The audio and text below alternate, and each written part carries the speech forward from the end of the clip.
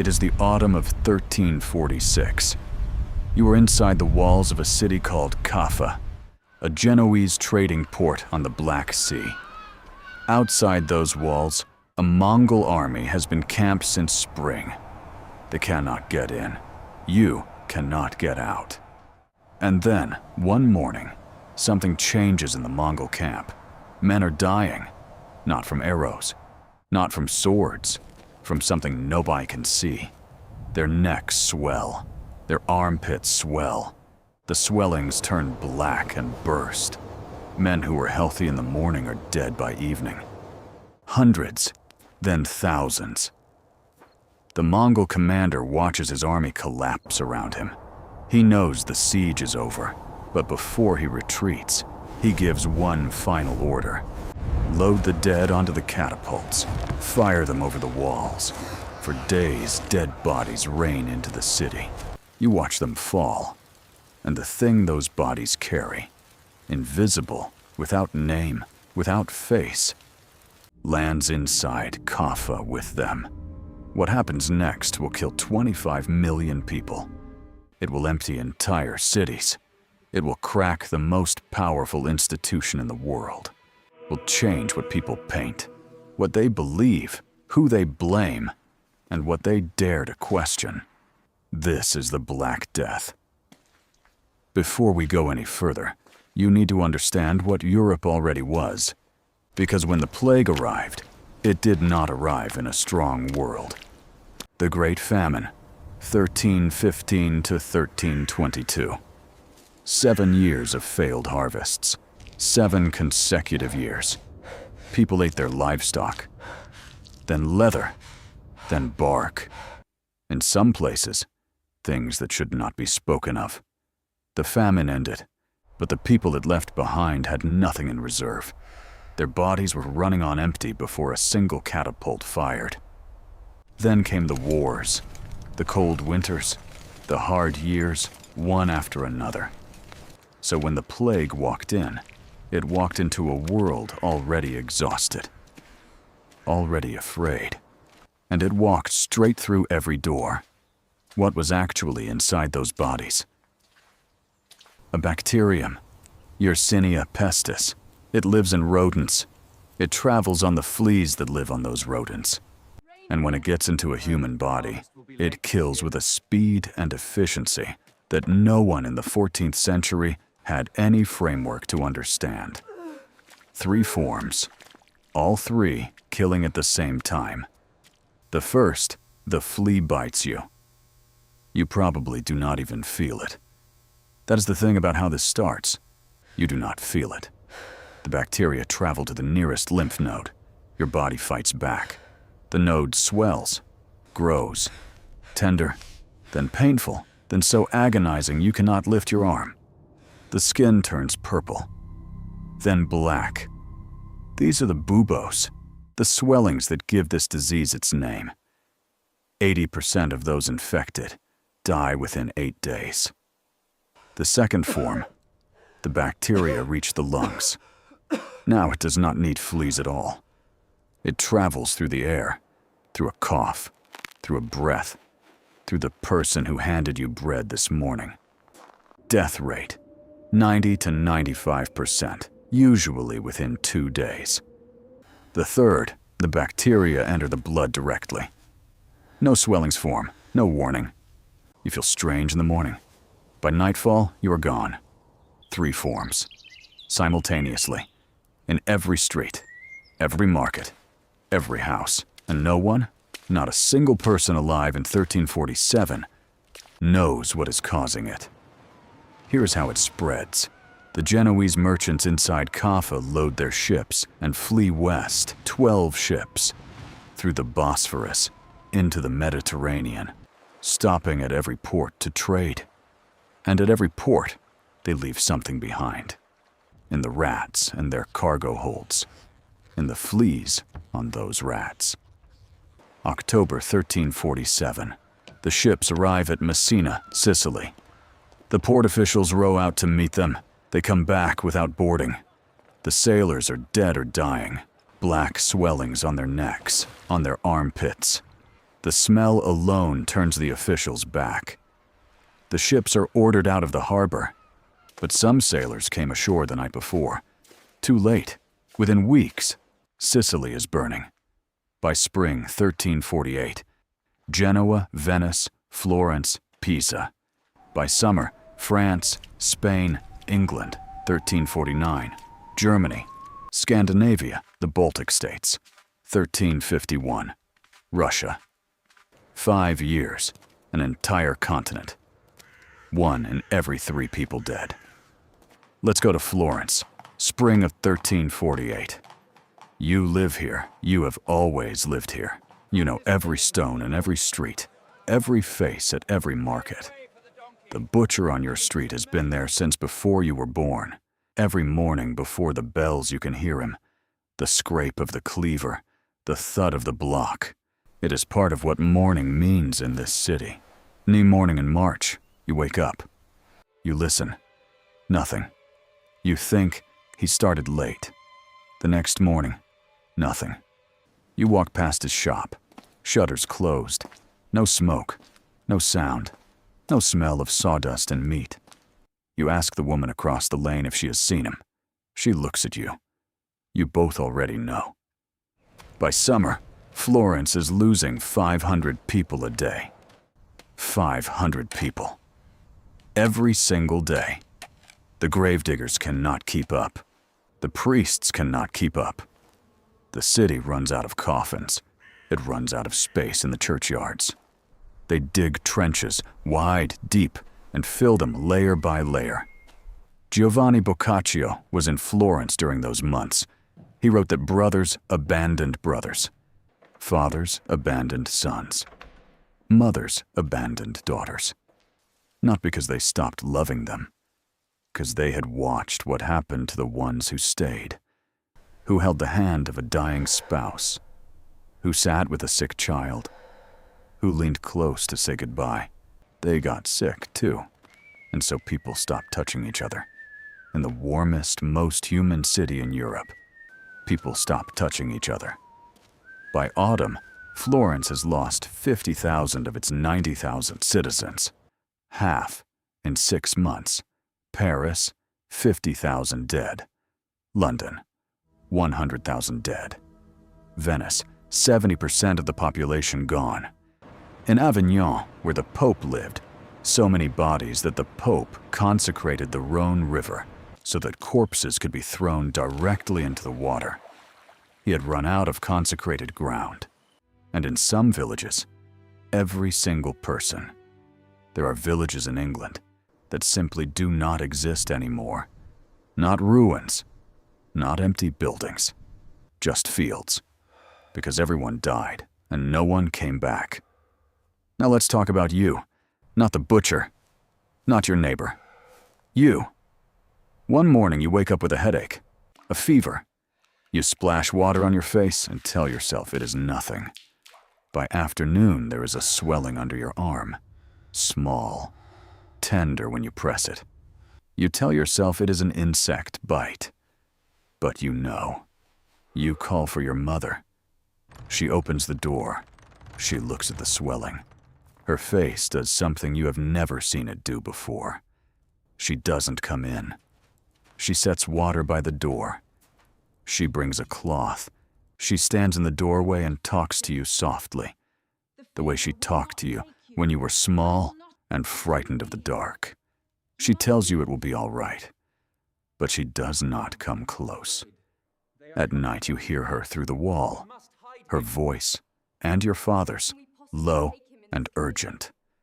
You cannot hear the words, but you understand what is being decided, because you have seen what happened to the families who stayed. In the morning, the door does not open. You lie in the dark. The fever is climbing. The swelling under your arm has grown so large, you cannot lower your arm. The light through the shutters moves slowly across the wall, the way it always has, the way it will keep doing long after this room is empty. Nobody is coming. Not because they do not love you, because they love the others too. and they cannot save everyone. Now let's talk about the people who tried to help. Plague doctors. They could not help. Not because they didn't try, because the medicine of 1347 had no concept of bacteria. The greatest medical minds in Europe believed disease was caused by bad air. Miasma, they called it. Poisoned air rising from swamps, from rotting matter, from the sick. So they dressed to fight bad air.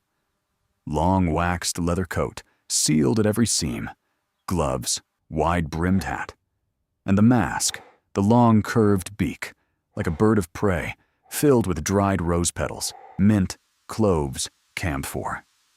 The idea, surround yourself with good smells, and the bad air cannot reach you. They were wrong. But the waxed leather coat did one thing accidentally right. Fleas could not easily bite through it. They carried a wooden stick to examine patients without touching them, to lift clothing, check the swellings, keep distance, because touching a patient meant death. And still, many of them died. In Venice in 1348, there were 18 doctors at the start. By the end of the year, 5 were dead. 12 had fled or vanished.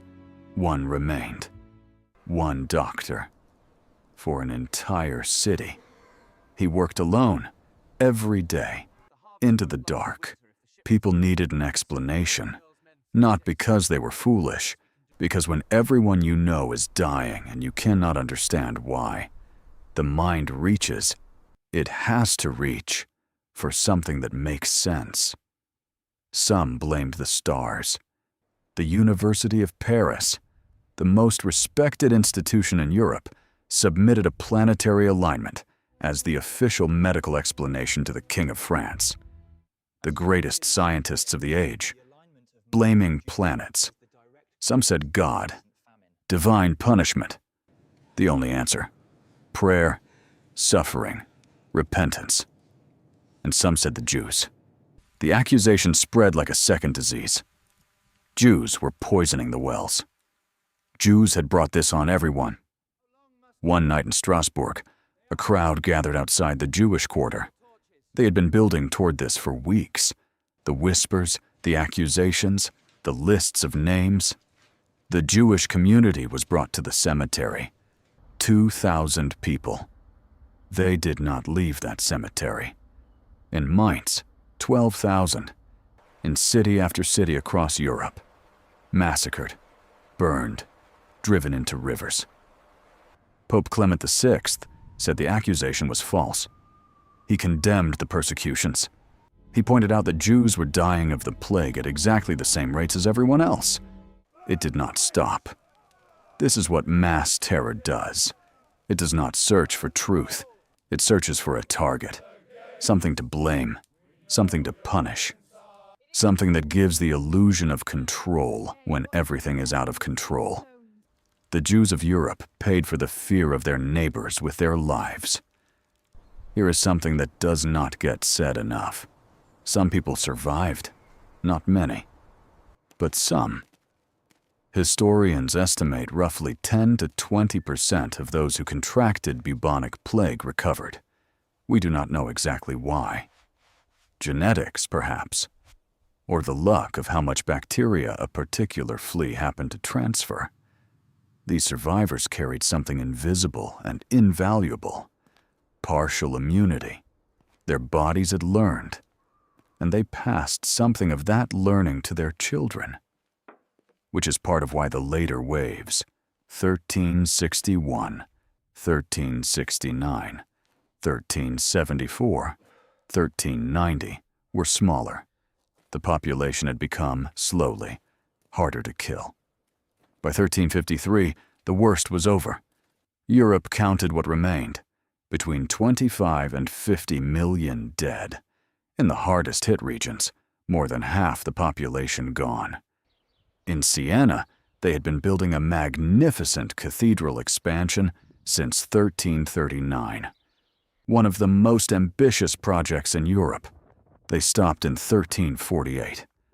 That half-built wall still stands today. Just ends, mid-arch, mid-stone. Frozen in the moment everything stopped. A monument to a world that was interrupted and never quite resumed.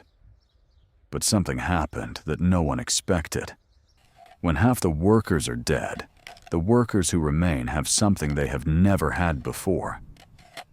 Power. Think about what that looked like on the ground. The lord who owned your family's land for generations is standing in his empty field. His harvest is rotting.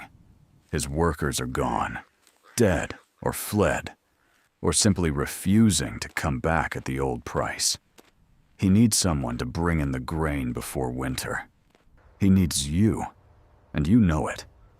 For the first time in 400 years, a peasant could name a price, could walk away, could say, find someone else. And there was no one else. Wages rose sharply across Europe. Serfs who had been legally bound to their lord's land simply left. Their lords let them go because the alternative was an empty estate with no income. The feudal system that had defined European life for centuries cracked from the inside. Death had made everyone equal. The king died, the peasant died, the cardinal died, the beggar died. No one was special. No one was protected. And the people at the bottom of the order knew it now. In a way they had never quite known it before. The church felt it too. Before 1347, the Catholic Church was the unquestioned center of European life. If something terrible happened, you went to a priest. He gave it meaning. He told you God was in control. But the priests had no meaning for this. They prayed. People died. They prayed more. More people died. And then the priests themselves began to die.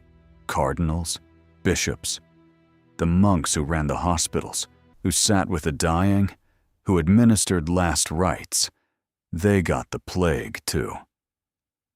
Entire monasteries were silenced.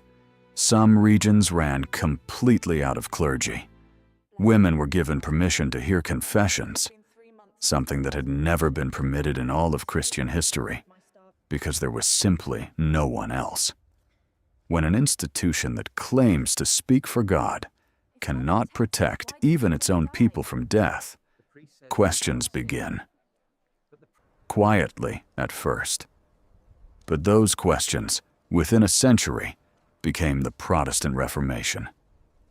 The cracks that opened in 1347 did not stop spreading until they had split the church in two. And the art, before 1347, triumph, God in control, the world ordered and purposeful, saints in golden light. After 1347, walk into any church in Europe and you will see the same image, a skeleton, dancing. The Danse Macabre, the dance of death, appears on walls, in manuscripts carved into stone. A skeleton with its arms outstretched, dancing with a king, dancing with a merchant, dancing with a bishop, dancing with a child. The message, painted clearly for the first time in history. It does not matter who you are. Death comes for everyone. Your crown, your prayers, your gold, none of it matters. Death is already here. It is dancing, and it is coming for you too. Europe had looked into the abyss, and what it saw there changed everything. Here's what most people get wrong. They think the catastrophe came. The catastrophe passed. Life went back to normal. The population of Europe before the Black Death was approximately 75 million people. It would not reach that number again until around the year 1500. 150 years. 3 generations of children grew up in a world emptier than the one their grandparents were born into. Empty villages that stayed empty. Fields that no one farmed. Crafts that died with their practitioners and were never fully recovered. The wound did not close quickly. But life did go on. The streets were cleaned. The death carts stopped. The church bells that had rung without stopping for months. Some cities ordered them silenced because the sound had become unbearable. Finally went quiet. And then, slowly, ordinary sounds came back. A market reopening. A child laughing somewhere. The sound of hammering. Someone building something. And one morning, from a shop that had been closed for over a year, the smell of bread. A new baker.